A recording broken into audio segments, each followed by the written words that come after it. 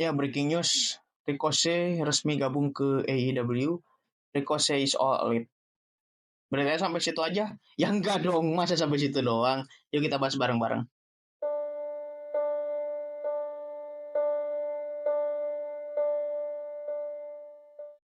Yuk kita balik lagi di Berita Gulat by MF Wrestling. Hari ini kita bahas soal Ricochet ya.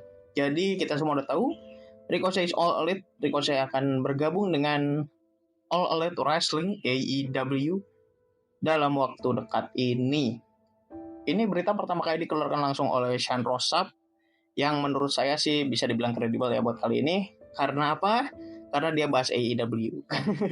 Kalau bahas WWE nanti dulu lah. Kita tunggu aja, nanti kita bahas bareng-bareng gitu ya, untuk mengklarifikasi itu semua gitu. Tapi kalau AEW ya udahlah, kita percayakan saja karena memang rata-rata infonya dari dia valid. Dikontrak untuk jangka panjang ya, karena sebutnya multi-year deal. Dan kemungkinan besar Ricochet akan debut di All In hari Minggu apa hari Senin sih. All In saya nggak tahu, nggak ngikutin soalnya Pak, dia tahu tanggal berapa.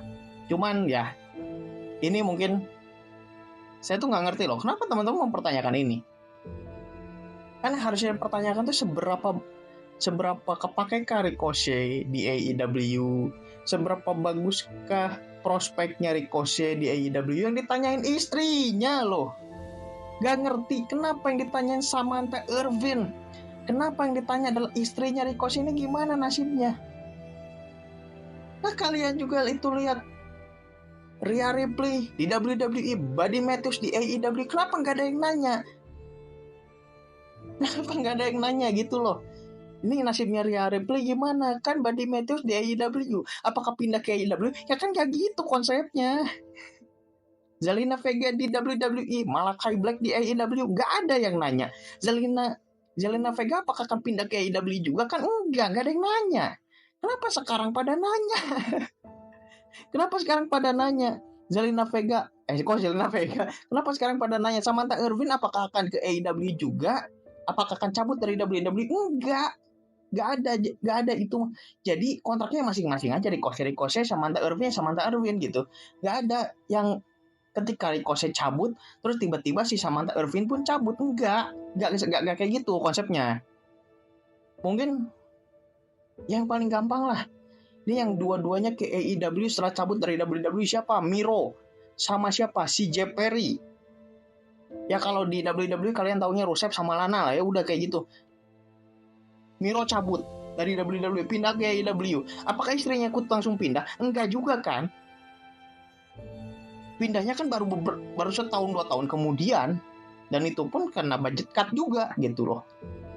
Jadi nggak langsung pindah. Dan itu pun setelah dia dipecat, dia kan nggak langsung pindah ke AEW. Dia juga kayak freelance dulu. Freelance maksudnya ya dia free aja waktunya, nggak ada melaksanakan kegiatan gulat dan lain sebagainya gitu. Baru pindah ke AEW. Dan itu pun gak tahan lama, karena gak lama dia keluar. Sekarang kenapa harus mempertanyakan Samantha Irvin apakah akan ke AEW atau enggak? Toh kalau misalkan bener dia cabut setelah kontraknya selesai dan pindah ke AEW, mau apa? Gak gimana juga kan. Ya udah sih, toh ring announcer gitu. Saya nggak bilang ring announcer itu nggak penting, tapi ya WWE masih bisa nyari lagi. Yang paling nanti Mike Rom tarik lagi ke main roster kan, karena si Alicia Taylor kan udah dipindahin ke SmackDown ya, sehingga Mike Rom ya diturunin lagi, dia dibalikin lagi ke NXT gitu. Oh gak ada masalah juga sebenarnya kan? Ya kan gak ada masalah kan? Yang harus kita pertanyakan sekarang adalah yang pertanyaan ini nih, apakah impactful Ricochet di AEW? Ini teman-teman yang harus jawab ya. Ini jauh lebih penting daripada teman-teman harus memperdebatkan apakah Samantha Irvin akan stay di WWE atau pindah ke AEW. Itu nggak penting, karena itu bahasanya beda lagi. Kita jangan ya kayak mencampurkan urusan pribadi dengan urusan umum gitu ya. Yang saya pertanyakan adalah apakah impactful Ricochet di AEW? Jawaban saya sih tegas ya kalau soal ini, enggak. Bukan karena saya anti AEW atau apa, enggak, bukan di situ. permasalahannya. Tapi ya Ricochet bukan tipe yang bisa menjadi top star. Di WWE pun saya cukup yakin dengan kita udah bisa lihat juga kan Ricochet nggak jadi apa-apa juga, meskipun dia sering dapat title, sering dapat penampilan yang bagus dan lain sebagainya, tapi kan itu tidak menjamin Ricochet ada di top star. Apalagi di AEW yang bintangnya udah terlalu banyak kata saya. Jaminan dia bakal jadi top star enggak. Kasih tahu aja sih kalau saya. Ricochet itu udah beda jauh sama Will Ospreay lah. Kalau kita ambil yang satu level. Will Ospreay itu secara playstyle dia banyak berkembang. Kalau Ricochet sih saya rasa enggak, saya nggak lihat di situ. Dia juga kayak stuck aja gitu. Dari di zaman WWE pun udah stuck kalau kata saya, sehingga ketika dia pindah ke AEW ya cuma bisa ngasih match bagus. Apakah dengan storyline-nya bakalan ikut bagus juga? Enggak. Itu aja sih kalau kata saya. Ya, teman-teman nggak setuju silakan lah, tulis aja di kolom komen. Karena banyak loh yang bilang kalau dengan skill set yang bagus akan tiba-tiba dapat championship gitu dan lain sebagainya.